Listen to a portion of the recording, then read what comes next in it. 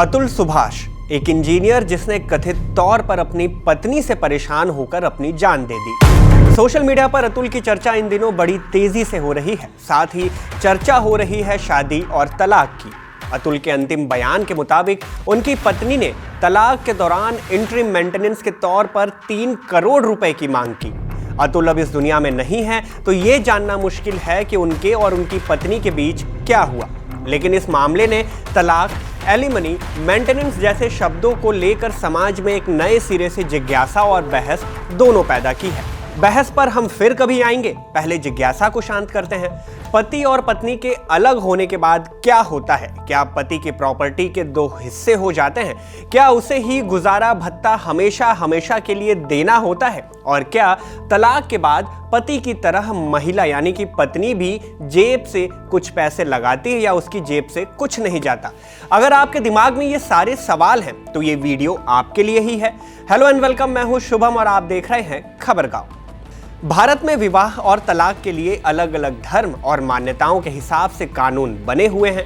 हिंदू, बौद्ध, सिख और जैन धर्म मानने वालों पर हिंदू मैरिज एक्ट लागू होता है। मुस्लिम समुदाय के लिए उनकी धार्मिक मान्यताओं के अनुरूप मुस्लिम पर्सनल लॉ है। इसी तरह ईसाई समुदाय पर the Indian Christian marriage act 1872 लागू होता है। इन सब कानूनों से इतर भारत के नागरिक स्पेशल मैरिज एक्ट के तहत भी शादी कर सकते हैं, जिसका किसी धार्मिक मान्यता से सीधा संबंध नहीं है। आखिरी जनगणना पर भारत में तकरीबन 80% आबादी हिंदू थी, तो लाजमी है कि भारत में ज़्यादातर शादियां भी हिंदुओं की ही होती हैं। और जब बात ही नहीं बन पाती तो तलाक भी। आज हम प्रमुख रूप से हिंदू मैरिज एक्ट के प्रावधानों पर ही बात करेंगे। हिंदू विवाह अधिनियम 1955 विवाह की रस्मों, शादी के बाद उसके पंजीयन और तलाक से जुड़े कानून कायम करता है। इस अधिनियम की धारा 13 तलाक से संबंधित है। वहीं धारा 24 और 25 मेंटेनेंस और एलिमनी के बारे में बताती है। धारा 13 ये बताती है कि तलाक किन स्थितियों में लिया जा सकता है। ज़्यादातर आप जानते ही हैं, क्रूरता, किसी दूसरे शख्स के साथ शारीरिक संबंध वगैरह वगैरह। अब यहाँ अलगाव का आधार तो मिल गया, लेकिन अलगाव के दौरान और बाद में दोनों पक्षों की क्या जवाबदेही होगी, यहीं पर एंट्री होती है एलिमनी और मेंटेनेंस की। अतुल सुभाष के मामले में इन्हीं चीजों को लेकर तनाव था। पहले हम एलिमनी की बात करेंगे। एलिमनी यानी गुजारा भत्ता, यानी वो वित्तीय सहायता जो पति या पत्नी को अपने जीवन साथी को न्यायालय के आदेश पर दिया जाता है। इसे आप वन टाइम सेटलमेंट की तरह समझ सकते हैं। वहीं मेंटेनेंस यानी कि भरण पोषण भत्ता वो फाइनेंशियल सपोर्ट है जो किसी व्यक्ति के जीवन यापन के खर्च जैसे खाना, कपड़ा, घर, एजुकेशन और मेडिकल जैसी बेसिक जरूरतों के लिए दिया जाता है। ये एक नियमित भत्ता होता है जो प्रायः हर महीने दिया जाता है। कानून में कहीं नहीं लिखा गया कि मेंटेनेंस या एलिमनी सिर्फ पति को ही देने होंगे। कौन किसे कितना पैसा और कब देगा, ये सब कुछ अदालत तय करती है। ये तो हुए शब्दों की परिभाषा और उनका मतलब। अब कानून में क्या कुछ लिखा गया है, इसे भी जान लेते हैं। हिंदू मैरिज एक्ट 1955 की धारा 24 के अंदर मेंटेनेंस, पेंडेंटे और एक्सपेंसेस ऑफ प्रोसीडिंग्स की बात करती है। पेंडेंटे का मतलब हुआ मामला चलने के दौरान, तो इसके तहत पति या पत्नी को तलाक के मुकदमे के दौरान भरण पोषण और खर्चा का भुगतान किया जाता है। इस बारे में इसमें लिखा गया कि अगर कार्यवाही में कोर्ट को ऐसा लगता है कि पत्नी या पति जैसा भी मामला हो, उसके पास अपने भरण पोषण और कार्यवाही के लिए जरूरी खर्चों को देने के लिए पर्याप्त स्वतंत्र आय नहीं है, तो कोर्ट दूसरे पक्ष को कार्यवाही के खर्चों का भुगतान करने का आदेश दे सकती है। अदालत कार्यवाही के दौरान मासिक आधार पर भी कुछ पैसे देने का आदेश दे सकती है। ये पैसे पति देगा या पत्नी, पैसे कितने होंगे और कब कब दिए जाएंगे, ये बात कानून में नहीं लिखी गई। ये कोर्ट में तय होता है। मामले के दौरान भत्ते की मांग वाले आवेदन पर तलाक के नोटिस के 60 दिनों के भीतर फैसला देना होता है। यहां से मिलने वाले भत्ते को इंटरिम मेंटेनेंस कहा जाएगा। धारा 25 में परमानेंट एलिमनी एंड मेंटेनेंस के बारे में बताया गया है। यह धारा कहती है कि तलाक चाहने वाले पति और पत्नी की आर्थिक स्थिति की पड़ताल होगी और फिर यह तय किया जाएगा कि तलाक के बाद किस पक्ष को आर्थिक सहायता की जरूरत है। इसके बाद दोनों की आर्थिक स्थिति और जरूरतों को देखते हुए 2 तरह की रकम तय की जाएंगी। एक फिक्स रकम होगी जिसे कहा जाएगा परमानेंट एलिमनी। इसके अलावा गुजारा भत्ता होगा जिसे कहा जाएगा मेंटेनेंस। यहां हम एक बार फिर बता दें कि यह कानून में कहीं नहीं लिखा गया कि भत्ता या सेटलमेंट सिर्फ पति को ही देना होगा। प्रायः पति को भत्ता देने का आदेश इसलिए दिया जाता है क्योंकि पुरुष प्रधान समाज में आय के स्रोत ज्यादातर पुरुषों के पास होते हैं। लेकिन अगर कोई मामला ऐसा हो जहां आय का स्रोत महिला के पास ही हो तो ऐसे मामले में पुरुष भी गुजारा भत्ता मांग सकता है और अदालत उसे भत्ता दे भी सकती है। हालांकि इसके साथ कुछ नियम और शर्तें भी होती हैं। जैसे अगर कोर्ट ने आदेश दिया कि पति तलाक के बाद पत्नी को भत्ता देगा तो ये पैसे उसे तब तक ही देने होंगे जब तक पत्नी दोबारा से शादी ना कर ले।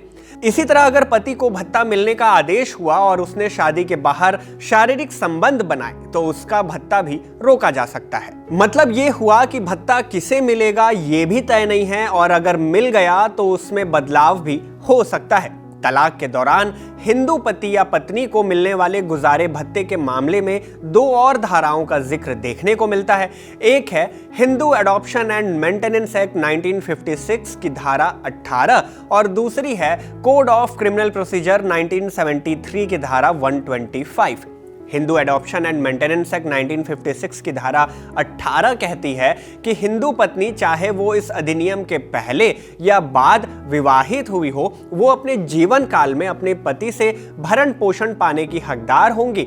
हालांकि इसमें कुछ शर्त यानी टर्म एंड कंडीशंस भी दिए हुए हैं। जैसे ये कहा गया कि अगर हिंदू पत्नी दूसरे मर्दों के साथ संबंध में हो या फिर हिंदू धर्म छोड़कर किसी दूसरे धर्म को अपना लिया हो तो ऐसी दशा में वो अपने पति से किसी भी तरह का भत्ता नहीं ले सकती है। वहीं कोड ऑफ क्रिमिनल प्रोसीजर 1973 की धारा 125 कहती है कि पति को पत्नी, बच्चों और माता पिता के भरण पोषण के लिए आदेशित किया जा सकता है और इसके लिए भी कंडीशंस के तौर पर कहा गया कि पत्नी, बच्चे और माता पिता खुद से अपना भरण पोषण करने में असमर्थ हो। ये दोनों ही धाराएं पति की सामान्य जिम्मेदारियों से जुड़ी हुई हैं, मतलब शादी और तलाक से परे हैं। तलाक के मामलों में निपटारे के लिए हिंदू मैरिज एक्ट की धाराओं का ही सहारा लिया जाता है, लेकिन कई मामलों में देखा गया कि इन धाराओं के तहत भी पुरुष यानी पति से भत्ते की मांग की जाती है।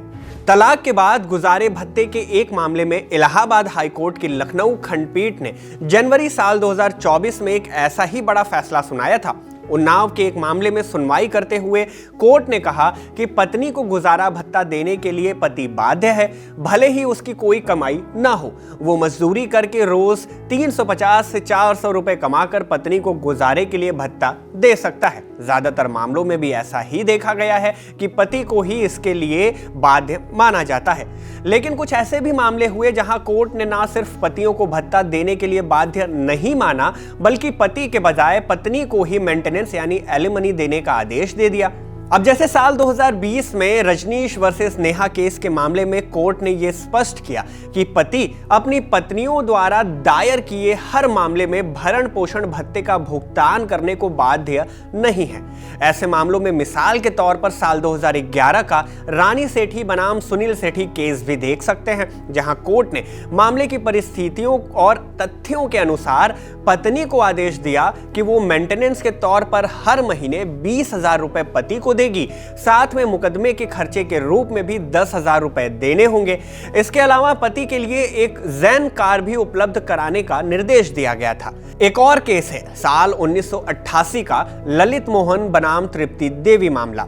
यहां भी तलाक के ही एक मामले पर सुनवाई के बाद अपना फैसला सुनाते हुए जम्मू और कश्मीर उच्च न्यायालय ने लिखा कि पत्नी कार्यवाही के खर्च के रूप में 500 रुपए का भुगतान करेगी और आवेदन की तारीख से लेकर उसकी मृत्यु या उसके पुनर्विवाह तक जो भी पहले आए तब तक पति को 100 रुपए प्रति माह भरण पोषण और स्थायी गुजारा भत्ता के तौर पर देगी।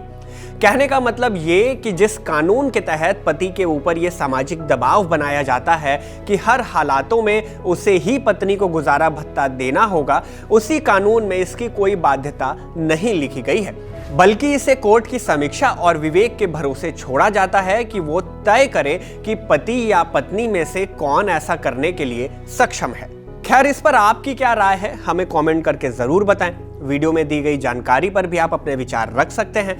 जानकारी काम की लगी तो वीडियो को लाइक कर दें, लगी कि ये जानकारी दूसरे लोगों तक भी पहुंचनी चाहिए तो इसे शेयर भी कर दें। बाकी खबर गांव को सब्सक्राइब करना ना भूलें।